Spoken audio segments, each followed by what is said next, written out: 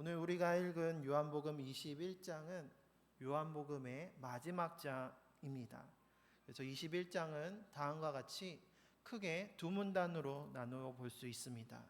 1절에서 14절까지는 부활하신 예수님과 일곱 제자의 디베랴 바닷가 제회 및 아침 식사에 대해서 기록하고 있고, 마지막 23절까지는 부활하신 예수님께서 주신 베드로의 사명과 순교 예언 및 저자 요한의 장래에 관한 진술의 해설, 그리고 24절과 25절 마지막 세 번째 문단은 이 책을 기록한 목적, 이유에 대해서 다시 한번 기록하고 있습니다. 21장은 요한복음의 마지막 장이지만 또한 부록장이라고도 불립니다. 이미 요한복음을 쓰기를 마치고 난 뒤에 21장이 다시 추가되었기 때문에 부록장이라고 부르는 것입니다.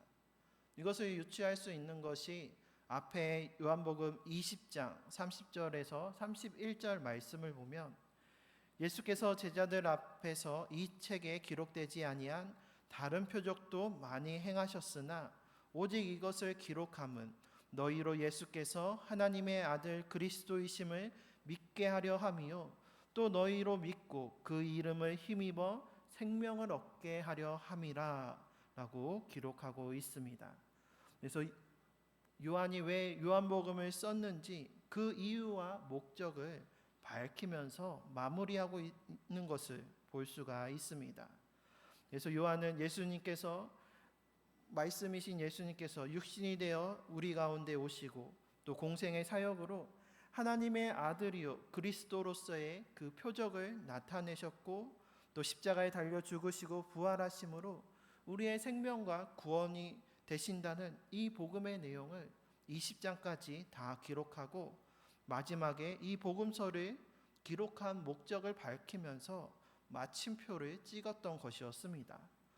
하지만 요한은 다시금 펜을 들어서 21장을 추가하여 썼습니다. 오늘 본문의 마지막 절인 25절을 보면은 20장과 마찬가지로 또다시 끝맺는 말로 마무리하고 있는 것을 볼 수가 있습니다.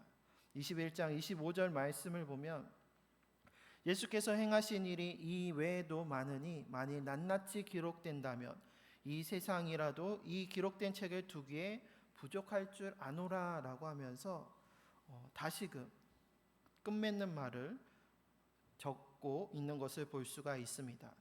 이러한 것을 볼 때 21장은 나중에 부록으로 다시 추가한 것이다 라고 알 수가 있습니다. 그렇다면 왜 요한은 다시금 펜을 들어서 21장을 추가하였던 것이었을까요? 책으로 다 기록할 수 없는 예수님께서 행하신 그 많고 많은 일들 가운데 왜 오늘 21장의 말씀을 추가한 것일까요? 그것은 부활하신 예수님을 만난 제자들의 신앙의 회복과 거듭남을 증거하며 제자들의 사도로서의 권위를 회복하기 위함이었습니다. 다른 복음서인 마태복음, 마가복음, 누가복음에서도 부활하신 예수님께서는 제자들을 다시 만나셨습니다. 그런데 부활하신 예수님을 만난 제자들의 모습은 어떠했나요? 각 복음서에 기록된 제자들의 마지막 모습들을 살펴보면 다음과 같습니다. 마태복음 28장 17절에 예수를 배웠고 경배하나 아직도 의심하는 사람들이 있었더라. 또 마가복음에서는 그 후에 11제자가 음식을 먹을 때 예수께서 그들에게 나타나사 그들의 믿음 없는 것과 마음이 완악한 것을 꾸짖으시니 이는 자기가 살아난 것을 본 자들의 말을 믿지 아니함일러라. 또 누가복음은 어떻습니까? 그들 제자들이 놀라고 무서워하여 그 보는 것을 영으로 생각하는지라 예수께서 이르시되 어찌하여 두려워하며 어찌하여 마음에 의심이 일어나느냐라고 말씀하고 계신 것을 볼 수가 있습니다. 그래서 마태, 마가, 누가복음에서는 부활하신 예수님을 만난 제자들의 그 마지막 모습들이 모두가 예수님을 보고도 부활하신 예수님을 보고도 여전히 아직도 믿지 못하고 의심하는 모습으로 그 마지막 모습들이 그려지고 있습니다. 그리고 요한복음의 첫 번째 결말이었던 20장까지 만약에 본다면은 보고도 믿지 않았던 그 의심 많은 도마에게 예수님께서는 너는 나를 본고로 믿느냐, 보지 않고도 믿는 자들이 복되다 말씀하시면서 안타깝게 말씀하고 계십니다.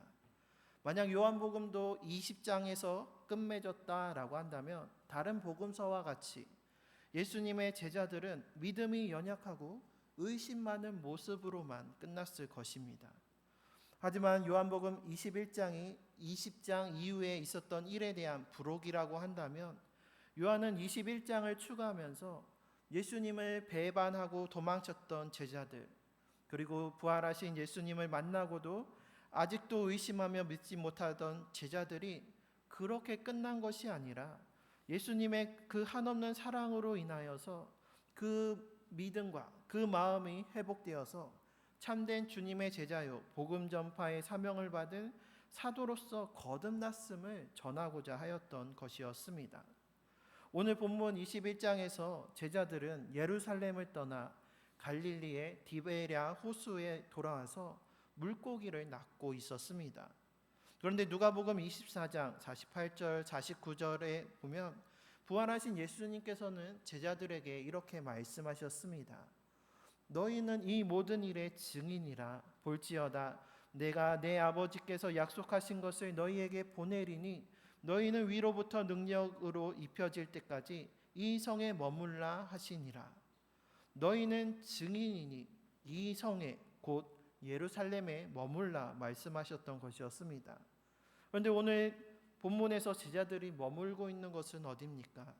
주님께서 말씀하신 예루살렘 성을 떠나서 갈릴리 디베랴 호수에서 물고기를 낚고 있습니다.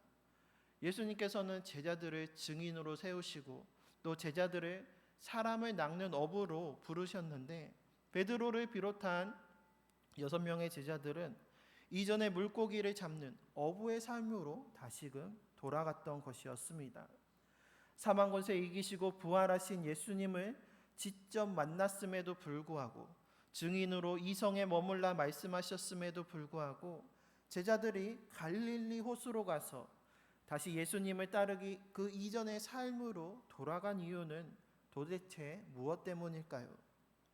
그것은 앞서 복음서의 말씀을 본 것처럼 그들의 믿음이 연약하여서 부활하신 예수님을 보고도 아직도 의심하는 마음이 있었기 때문이기도 하겠지만 무엇보다도 그토록 따랐던 예수님을 우리가 배신하고 도망쳤다라고 하는 그 죄송한 마음, 그 죄책감 때문일 것입니다.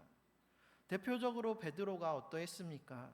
주는 그리스도시요 살아계신 하나님의 아들이라는 위대한 신앙 고백을 하고 또 나는 결코 주님을 부인하지 않겠다고 호언장담하던 베드로였습니다.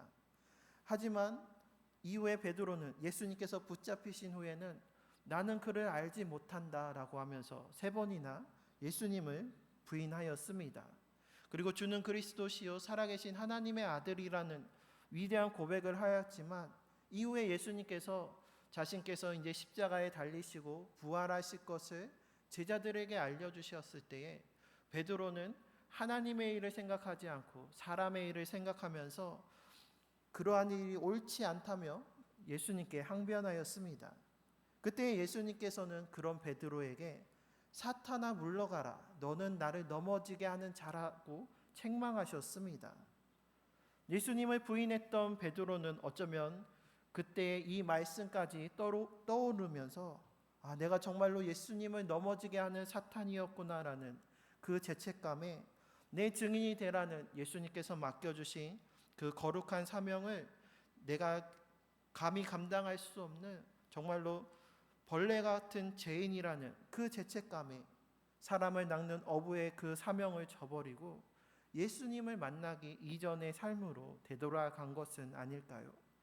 그래서 오늘 본문에서 베드로는 나는 사람을 낚으러 가노라가 아니라 나는 물고기를 잡으러 가노라라고 말하고 나머지 제자들도 그러한 베드로를 따라가는 것을 볼 수가 있습니다. 예수님께서는 사람을 낚는 어부가 되게 하겠다라고 약속해 주셨지만 그 예수님과의 약속을 저버리고 예수님을 떠나 예수님을 만나기 그 이전에 세상의 삶으로 돌아가려고 하였던 것이었습니다. 하지만 제자들을 끝까지 사랑하시는 예수님께서는 부활하시고 승천하시기까지 40일 동안 이 땅 가운데 머물면서 자신을 떠난 제자들을 친히 찾아가셨습니다. 그래서 주님을 부인하고 동함으로 인해서 상한 그들의 마음을 위로해 주시고 그들의 죄를 용서해 주시고 그 죄책감을 벗어버리고 참된 제자로 거듭나게 해 주셨습니다. 오늘 본문에서 베드로와 제자들은 밤새도록 열심히 그물을 던지고 건지면서 물고기를 잡으려 수고하고 노력하였지만 아무것도 잡지 못하였습니다. 그때 예수님께서 제자들을 친히 찾아오시면서 가장 먼저 이르신 말씀이 바로 5절 말씀입니다. 예수께서 이르시되 얘들아 말씀하시면서 너희에게 고기가 있느냐 제자들에게 말씀하셨습니다. 상심과 낙담 그리고 죄책감에 주님을 떠난 제자들에게 예수님께서는 그 제자들을 얘들아라고 부르고 계십니다.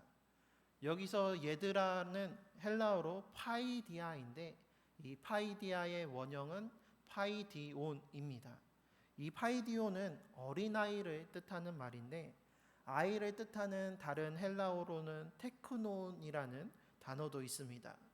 이 테크논의 아이는 오늘날로 생각하면은 12살 이상의 청소년들을 보통 가리키는 말이라고 한다면 이 파이디온의 아이는 그보다도 더 어린 유치부나 유아부의 아이들과 같은 어린아이를 뜻하는 단어입니다. 그래서 예수님께서 얘들아라고 했던 이 파이디온의 어린아이는 부모의 전적인 돌봄과 양육이 필요하고 또 점차 성장하고 성숙이 필요한 어린아이를 뜻하는 단어입니다. 예수님과 제자들의 나이 차이는 평균 10세에서 15세 정도 차이였을 것이다 라고 추정을 합니다. 당시에 20세 이상의 이스라엘의 성인 남자들은 모두 반세겔씩 성전세를 내어야 했습니다. 그래서 마태복음 17장에는 물고기 입에 한 세겔로 예수님과 베드로가 성전세를 낸 기록이 있는데 거기에서 다른 제자들이 성전세를 내었다라는 것은 언급되어 있지 않습니다.